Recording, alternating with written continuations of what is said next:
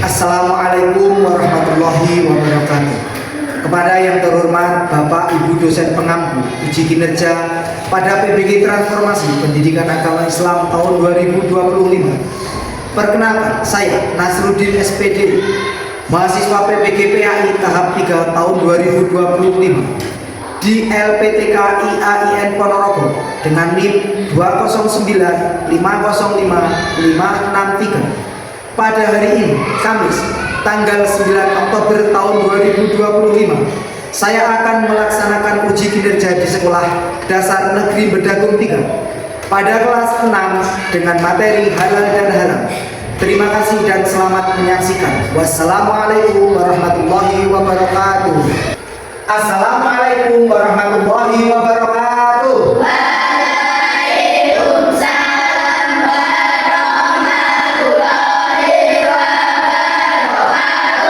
Selamat pagi anak-anak. Pagi Pak Guru. Bagaimana kabar kalian hari ini? Alhamdulillah luar biasa, sukses, Allahu Akbar. Sebelum kita mulai pelajaran pada pagi hari ini, demi kelancaran dan keberkahan ilmu yang kita pelajari, saya mohon ketua kelas silakan memimpin teman-temannya untuk berdoa. Siapa mulai? Bismillah.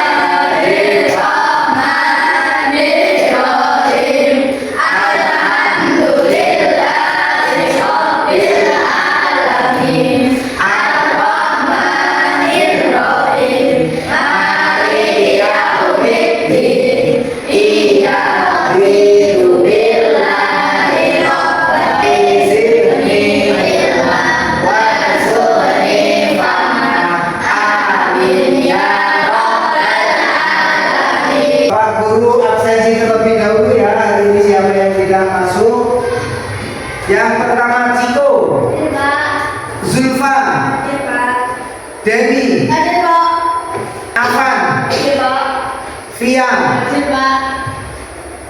Rafid. Kemana Rafid? Ya, kita doakan teman kita, saudara kita yang hari ini sedang sakit, mudah-mudahan diberi kesembuhan, mudah-mudahan bisa bergabung dengan kita lagi untuk belajar nyanyi lagu nasional untuk memupuk rasa nasionalisme kita.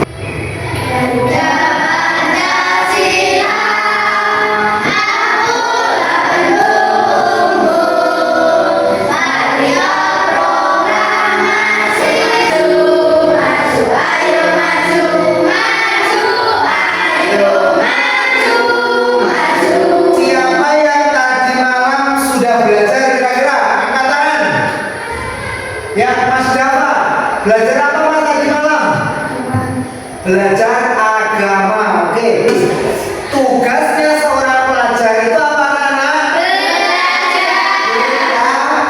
Belajar. Jadi kalian baik di sekolah maupun di rumah harus selalu belajar. Hari ini kita akan belajar tentang halal dan haram. Tujuan pembelajaran kita pada pagi hari ini yaitu yang pertama menjelaskan definisi dari halal dan haram. Yang kedua menyebutkan dasar hukum halal dan haram. Dan yang ketiga ada yang sudah kalian ketahui tentang apa itu halal, apa itu haram?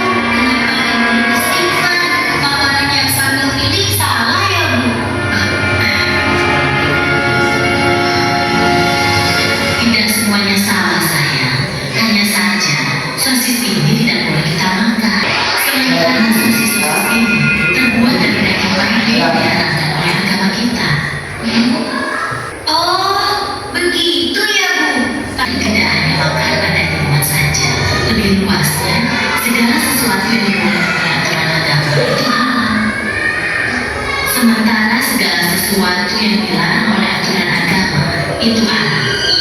Misalnya mencuri, berbohong, dan durhaka terhadap kedua orang tua kita. Nah, sekarang kamu sudah paham kan? Ya, kira-kira apa toh halal dan haram dalam Islam itu? Ya, halal adalah sesuatu yang apabila digunakan atau dimakan tidak mendapatkan dosa. Tidak mendapatkan dosa itu namanya halal. Kalau haram adalah segala sesuatu yang dilarang oleh Allah, baik untuk dilakukan, digunakan atau dikonsumsi. Dasar hukumnya halal dan haram itu yang pertama ada Al-Quran. Ya, Al-Quran itu adalah pegangan hidup atau kitab suci. Kalau Al-Hadis itu adalah ketetapan atau perbuatan Nabi Muhammad. Kemudian adalah ijtihad. Ijtihad itu adalah pemikiran para ulama. Nah, dasar hukum kita tiga ini. Yang pertama ada Al-Quran, ada Al-Hadis, kemudian ada ijtihad.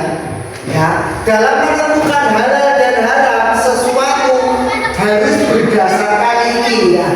Ya, kalau di Al-Quran tidak ada, dicari di Al-Hadis. Kalau di Al-Hadis tidak ada, berarti dicari berdasarkan pemikiran-pemikiran para ulama. Permasalahannya ya, yang belum pernah terjadi sebelumnya dan di Al-Quran maupun di Al-Hadis itu belum ada, maka tugas mustahil untuk melakukan ijtihadnya dari ijtihad. Misalkan pada masa Nabi Muhammad SAW itu belum ada teknologi. Ya, dasar hukumnya dalam Al-Quran dan Al-Hadis untuk menggunakan teknologi juga belum ada. Nah, para mustahid melakukan ijtihad untuk mengetahui bagaimana Islam mengajarkan kita untuk menggunakannya dengan cara benar dan sesuai dengan ajaran agama. Jadi fungsinya HP ini untuk apa? Itu harus digunakan sesuai dengan aturan atau ajaran agama. Ora oleh HP, laptop digawe sing aneh-aneh tidak boleh ya. Seperti itu. Kemudian yang ketiga, halal dan haram dari proses pengerjaannya. Ya. Dimasak di wajan yang bekas untuk memasak babi. Kira-kira daging ayam itu jadi halal apa haram? Haram karena wajannya bekas atau tercampur dengan zat babinya. Uang yang diperoleh dengan cara mencuri dihukumi haram meskipun diniatkan uang tersebut untuk membantu fakir miskin. Tapi uang itu hasil kamu mencuri. Uang itu akan kalian gunakan untuk membantu pondok pesantren Al-Khazimiyah yang roboh itu. Ya, uang itu halal apa haram? Haram karena hasil dari mencuri. Semua hal atau barang yang berasal atau mengandung unsur babi, walaupun dibuat, diolah, dikemas dan dikerjakan dengan sebaik apapun, tetapi ketika itu mengandung unsur haram seperti babi, anjing, ya itu juga haram.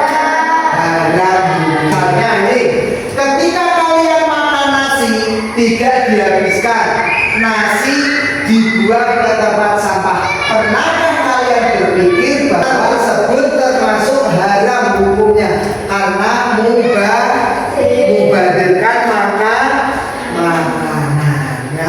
Itu penerapannya dalam sikap tidak boleh ya. Contohnya maam ya, maam lah ibu coba secukupnya ya. Ibu kadung perlu terus kenyang, maamnya belum habis terus dibuang di tempat sampah. Nah, itu membuat makanan itu menjadi mubazir.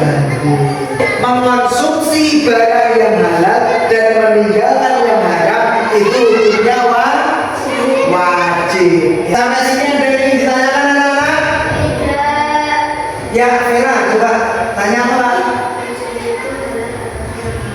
Uang hasil curian untuk disedekahkan kepada fakir miskin itu hukumnya halal apa haram ya? Haram ya, karena meskipun uang itu untuk fakir dan miskin, tetapi ketika uang itu hasil mencuri itu hukumnya haram. Hewan yang pertama, beruang. Ayo beruang kira-kira halal apa haram? Haram. Kita coba yang kedua yuk. Ya betul haram ya. Yang lagi ya. Hewan yang kedua, Yuk persiapan hewan yang kedua bebek ya, nanti angkat ya. Cimo halal coba. Betul.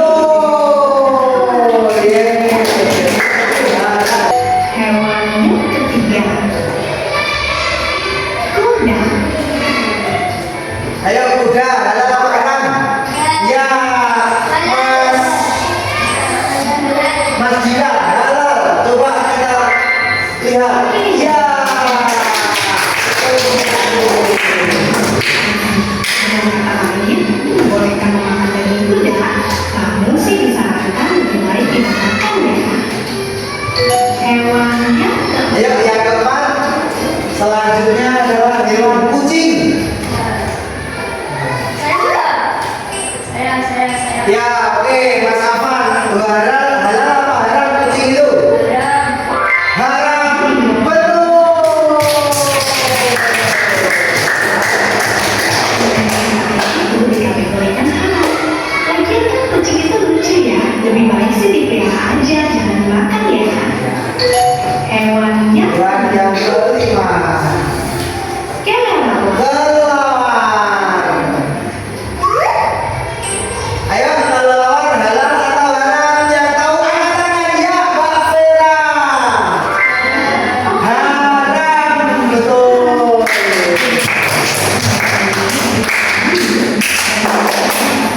Untuk selanjutnya Pak Guru bagikan lembar kerjanya.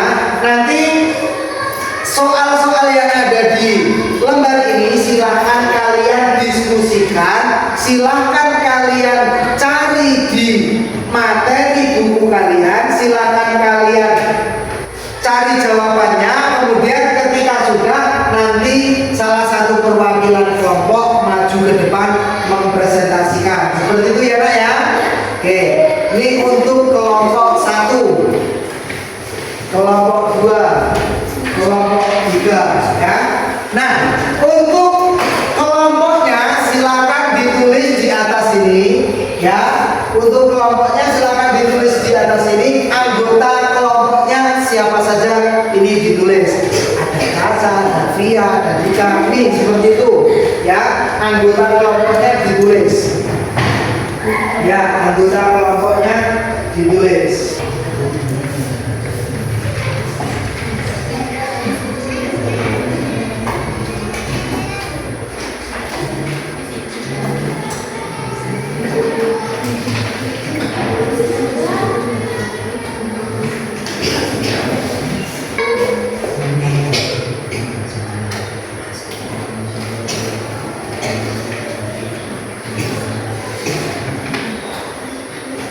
Yang ada kesulitan?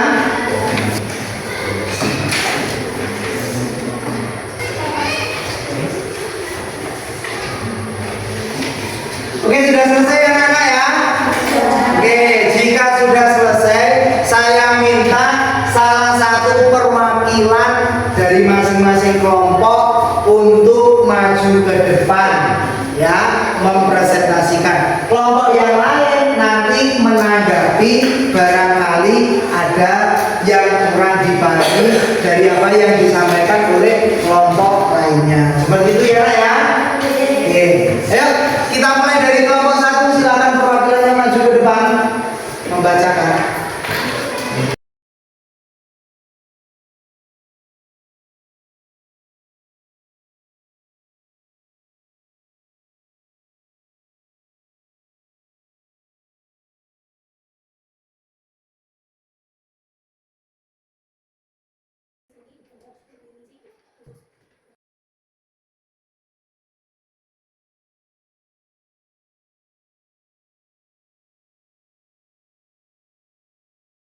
Oke, baik anak-anak semuanya, itu tadi adalah kegiatan belajar kita ya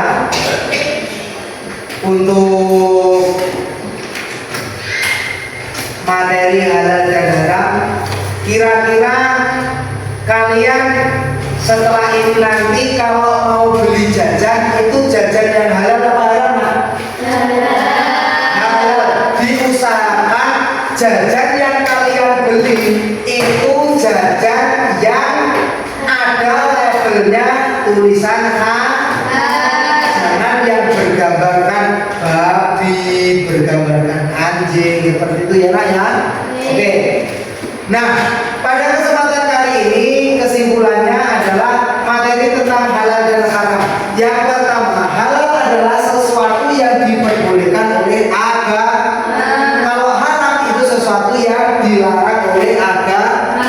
Segala sesuatu yang diperbolehkan oleh agama itu pasti mengandung kebaikan, dan segala sesuatu yang dilarang oleh agama itu pasti mengandung keburukan. Nah, yang menjadi dasar hukum umat Islam atau dasar hukum kita itu yang pertama ada Al-Qur'an, yang kedua ada Al-Hadis, yang kedua ada Al-Hadis, yang ketiga ada Ijtihad. Terus kemudian halal dan haram ya. Setelah mempelajari materi halal dan haram ini, harapannya dalam kehidupan sehari-hari kalian selalu menerapkan materi halal dan haram. Oke, sebelum kita akhiri pelajaran kita pada siang hari ini, apakah ada yang ingin ditanyakan? Tidak ya? Sudah paham ya? Oke, jika tidak ada yang ingin bertanya, saya minta ya soal evaluasi ya uji kompetensi siswa halaman 31 itu nanti silahkan dikerjakan di rumah. Oke? Terus kemudian minggu depan kita bahas. Setelah kita mempelajari materi halal dan haram ini, minggu depan kita akan mempelajari jasa khulafaur rasyidin untuk dunia ya. Jasa khulafaur rasyidin untuk dunia kita bahas pelajaran selanjutnya minggu depan. Oke, terima kasih. Mari kita akhiri pertemuan kita pada siang hari ini dengan bacaan tahmid. Alhamdulillah. Kurang dan lebihnya dari saya mohon maaf. See you next time. Sampai jumpa minggu depan. Wassalamualaikum warahmatullahi wabarakatuh.